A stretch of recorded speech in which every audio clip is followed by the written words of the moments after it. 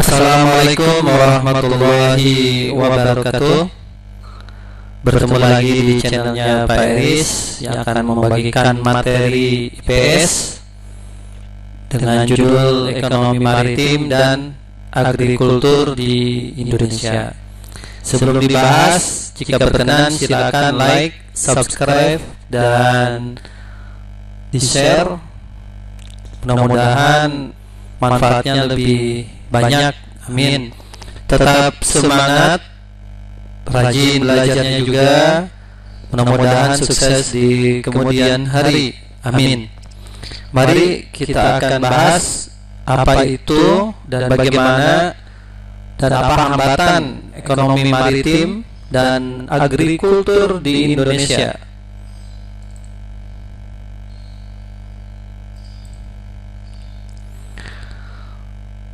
Penguatan ekonomi maritim di Indonesia. Pertama, dari segi potensinya. Potensi ekonomi maritim di Indonesia yang pertama adalah kita harus mengerti dulu pengertiannya. Apa itu ekonomi maritim? Ekonomi maritim yaitu kegiatan ekonomi yang mencakup transportasi laut, industri galangan kapal dan perawatannya, serta industri dan jasa yang terkait. Ya, di sini ada berbagai macam contoh ekonomi maritim, potensi yang bisa dikembangkan dari galangan kapal atau pembuatan kapal. Ini ada transportasi melalui laut, tol laut, ya, yang dibuat saat Jokowi atau Joko Widodo. Untuk apa tol laut itu? Tol laut itu bertujuan menghubungkan pelabuhan besar yang ada di Nusantara. Jadi agar apa? Menciptakan kelancaran distribusi hingga ke pelosok. Ekonomi maritim juga potensinya ada gambar apa ini? Ya, ini rumput laut. Indonesia banyak sekali rumput laut yang dibudidayakan dan bisa sampai ekspor. Yang kedua adalah hasil tangkap ikan. Berikutnya adalah gambar wisata bahari. Nah, ini gambar di Teluk Bunaken, ya. Jadi ini potensi ekonomi maritim di Indonesia. Jadi bukan hanya sekedar ikan saja, ya. Tadi ada galangan kapal, pelayaran, ada rumput laut, ada wisata bahari. Potensi lainnya lagi adalah, nah ini potensi besar laut di Indonesia. Yang pertama, Indonesia adalah negara kepulauan terbesar di dunia. Luasnya 1,9 juta kilometer persegi. Yang kedua, 10% komoditas perikanan dunia itu dari Indonesia. Jadi kita mau masuk 10%, ya. Kemudian ada pusat bisnis perikanan, pelayaran dan pariwisata. Kemudian 7,9 juta penduduk miskin bergantung dari hasil laut. Berikutnya lagi, garis pantai terpanjang di dunia. Yang pertama itu Kanada, ya, 202.000. Yang kedua adalah Indonesia, 55.000 km. Potensi berikutnya lagi adalah 54% protein hewan nasional berasal dari ikan. Jadi di Indonesia banyak berbagai macam ikan nih. Ada cakalang, hewan laut, tuna, dan sebagainya. Nah, berikutnya lagi di sini ada apa? 37% spesies ikan dan terumbu karang ada di Indonesia. Jadi 30% di dunia itu ada di Indonesia. Dan 76% spesies karang, ya, 76% spesies karang dunia. Jadi ada 76% di Indonesia itu ternyata bagian dari dunia. Jadi sangat banyak, ya, potensinya. Inilah beberapa potensi kemaritiman di Indonesia. Makanya Indonesia disebut juga sebagai negara maritim. Nah, bagaimana strategi dan kebijakan pengembangan ekonomi maritim di Indonesia? Pertama, basis pembangunan yang tadinya dari daratan ke lautan. Oleh karena itu dibangun apa? Terutama zaman Presiden Joko Widodo ini banyak infrastruktur dibangun, pelabuhan, armada pelayaran transportasi laut tadi tol laut ya, yang lebih maju dan efisien. Yang kedua, menyambut ASEAN Connectivity. ASEAN Connectivity ini apa? Supaya wilayah di ASEAN ini bisa terhubung. Nah, 5 pelabuhan di Indonesia ada 5 yang besar ya. Yaitu apa saja? Ada Pelabuhan Belawan di Sumatera Utara. Nah, ini Pelabuhan Belawan di Sumatera Utara. Yang kedua, pasti kalian tahu nih, Tanjung Priuk di Jakarta, serta pelabuhan Surabaya, Makassar, dan Kalimantan. Nah, ternyata dari 47 pelabuhan yang akan dikembangkan di ASEAN, 14 diantaranya ada di Indonesia. Inilah kebijakan dalam menyambut ASEAN Connectivity. Ini tadi tol laut ya. Nah, ini adalah jalur peta tol laut di Indonesia. Banyaknya Indonesia bagian tengah dan timur karena daerah ini logistiknya mahal-mahal. Nah, untuk pemerataan akhirnya banyak dikembangkan tol laut, pembangunan pelabuhan ini di daerah tengah dan Indonesia bagian timur.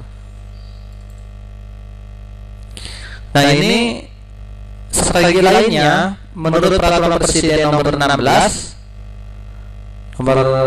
tahun 2007 ada 7 pilar kebijakan kelautan di Indonesia. Yang pertama, pengelolaan sumber daya laut dan sumber daya manusianya, terutama nelayan ya, kita yang harus berdayakan. Yang kedua, adanya pertahanan dan keamanan, penegakan hukum, jangan sampai orang luar mencuri ikan-ikan kita seperti daerah Natuna itu ya. Berikutnya lagi, tata kelola kelembagaan kelautan atau Menteri Perikanan. Ini zamannya Bu Susi ya, banyak ditenggelamkan. Dan itu ternyata efektif. Bahkan beliau termasuk perempuan yang berpengaruh di dunia itu.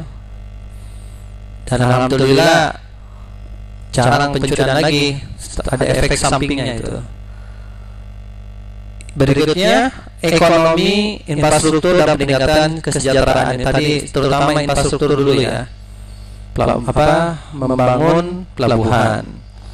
Berikutnya adalah pengelolaan dan perlindungan lingkungan laut.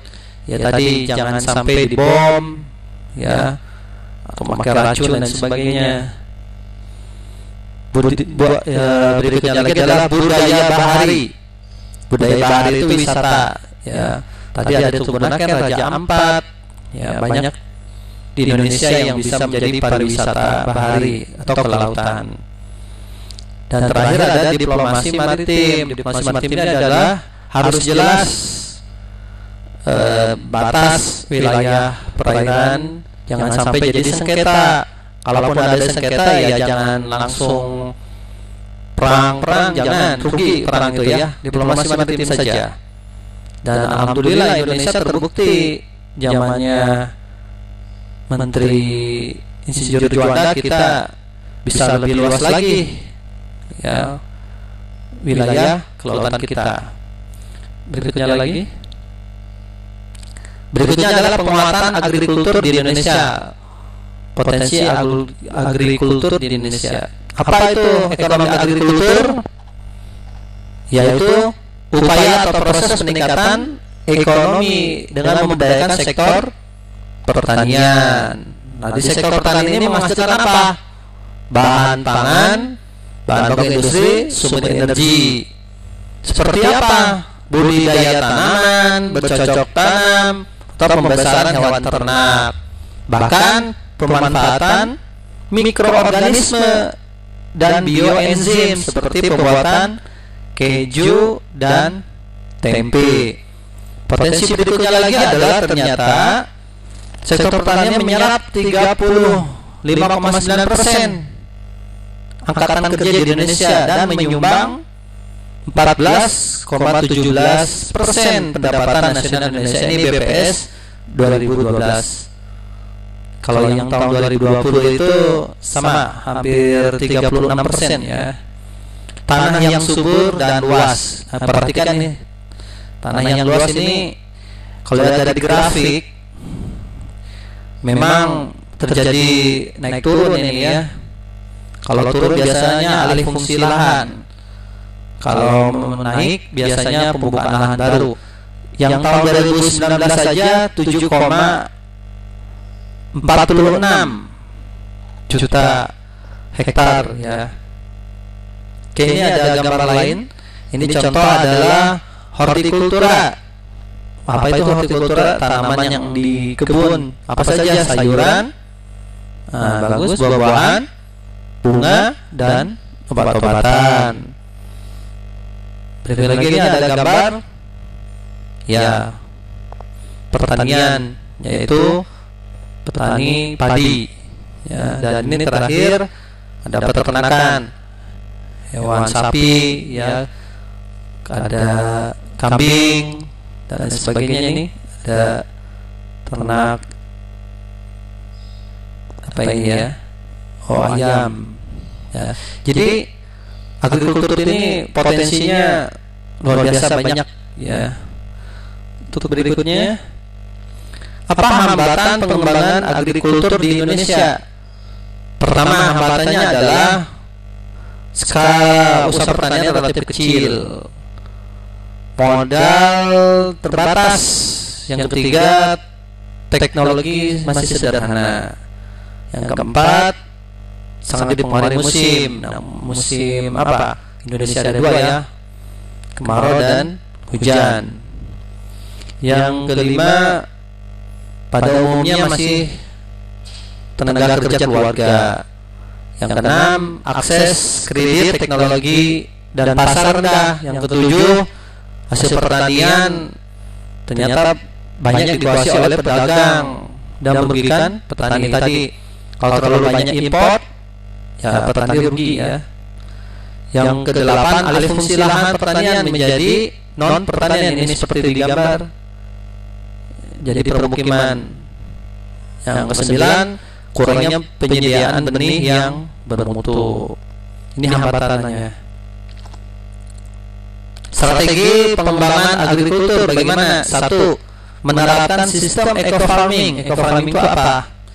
Terintegrasi dengan sosial budaya setempat atau ramah lingkungan. Nah, ini seperti eco farming di Pujon Kidul, Malang, menjadi tempat wisata, tapi di sini juga kita bisa menikmati hasil pertanian. Yang kedua, diversifikasi tanaman. Apa diversifikasi? Artinya adalah bermacam-macam tanaman. Jangan sampai tanah itu kosong, diganti dengan tanaman yang bisa dikembangkan. Kalau musim hujan ya padi, kalau musim kemarau misalkan yang tidak banyak butuh air bisa diganti dengan jagung atau kacang-kacangan ya. Ketiga, distribusi pupuk harus merata dan jangan mahal ya, kalau bisa subsidi, jangan dikorupsi. Nah, ini bahaya.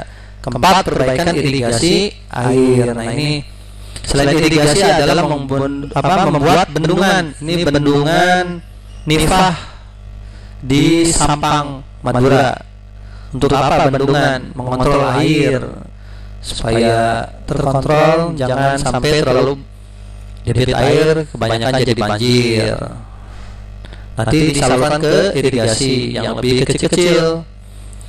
Yang keenam, pembukaan lahan baru. 7, mekanisasi pertanian. Ini mekanisasi itu adalah dalam teknologi yang tepat guna dan modern biar cepat dalam pengerjaannya dan efektif lah. 8, ini penting, penyuluhan pertanian supaya bagaimana ketika sebelum panen dan setelah panen itu harus diapakan. Setelah dibantu dalam marketingnya ya. Ke-9, pembangunan sarana distribusi pertanian. 10, kemudahan permodalan, yaitu memberikan dana kredit yang bunganya murah, ya jangan besar. Kasihan nanti petani kecilnya. Oke, itu strategi pengembangan agrikultur di Indonesia. Nah, terima kasih perhatiannya. Semoga bermanfaat. Wassalamualaikum warahmatullahi wabarakatuh.